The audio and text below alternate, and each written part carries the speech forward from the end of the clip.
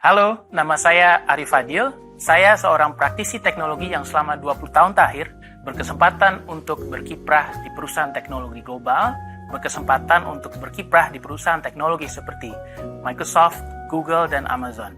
Misi profesional saya adalah untuk membantu organisasi dan perusahaan bertransformasi secara kreatif melalui teknologi.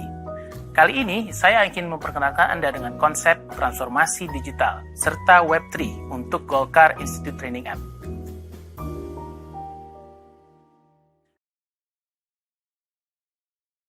Apakah itu digital transformation atau transformasi digital? Transformasi digital adalah penggunaan teknologi untuk mentransformasi proses analog menjadi digital. Coba perhatikan kehidupan kita sehari-hari. Banyak contoh transformasi digital seperti perbankan digital. Belum lama yang lalu kita harus datang ke kantor cabang bank, mengisi formulir dan mengantri di teller hanya untuk mentransfer uang ke rekening bank lain. Kini, kita hanya membutuhkan aplikasi perbankan di ponsel untuk mentransfer uang ke rekening bank lain secara digital. Proses yang dulu bisa memakan waktu lebih dari 30 menit, sekarang dapat dipangkas menjadi 3 menit saja. Contoh berikutnya, proses pembelian tiket pesawat.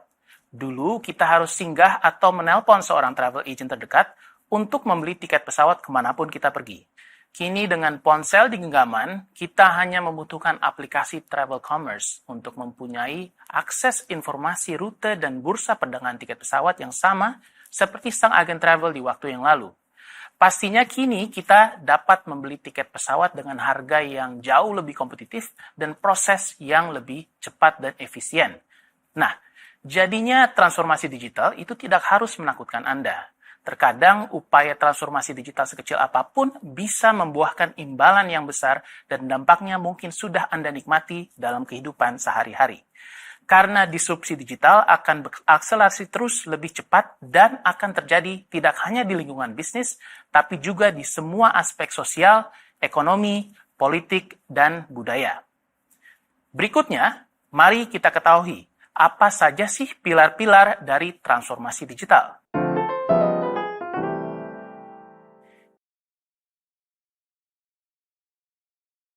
Yang pertama adalah customer experience atau pengalaman customer.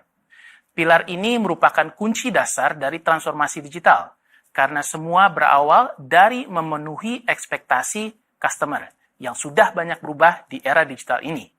Biasanya informasi yang dikaji dalam pilar ini adalah dari pemahaman yang mendalam mengenai perilaku customer sampai dengan reevaluasi semua poin kontak yang terjadi dengan customer secara offline dan online.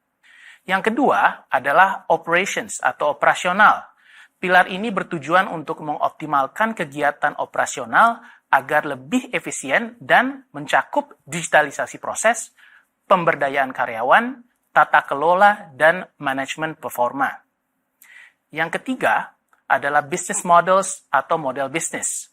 Pilar ini bertujuan untuk mengkaji peluang mentransformasi produk atau layanan yang ada menjadi digital dan menggarap peluang untuk menerapkan model bisnis atau layanan yang baru. Nah, selanjutnya, mari kita lihat aspek-aspek pendukung transformasi digital.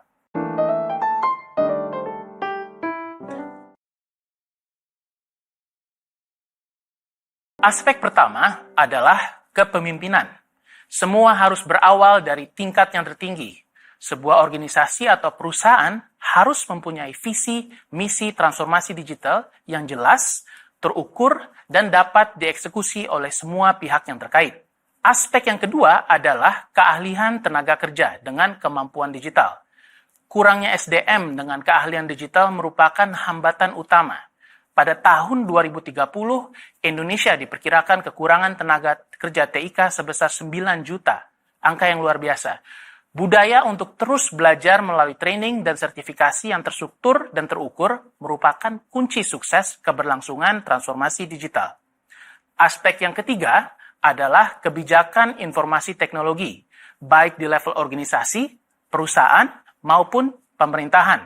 Kebijakan informasi teknologi yang mendukung sangat penting demi mendorong kelangsungan transformasi digital. Menurut survei Microsoft yang terkini, kesiapan organisasi dan perusahaan di Indonesia menghadapi transformasi digital masih sangat terbatas. Hanya 1 di antara 3 memiliki strategi transformasi digital yang menyeluruh. Namun, mereka inilah yang bisa disebut sebagai digital masters.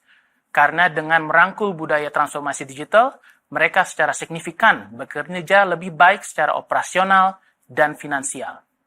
Sebagai penutup topik ini, saya hanya ingin mengingatkan, transformasi digital kini bukan lagi pilihan, tapi telah menjadi keharusan. Semoga informasi ini bermanfaat. Demikian yang bisa saya sampaikan mengenai transformasi digital. Setelah ini, saya akan bicara tentang Web3. Sampai jumpa.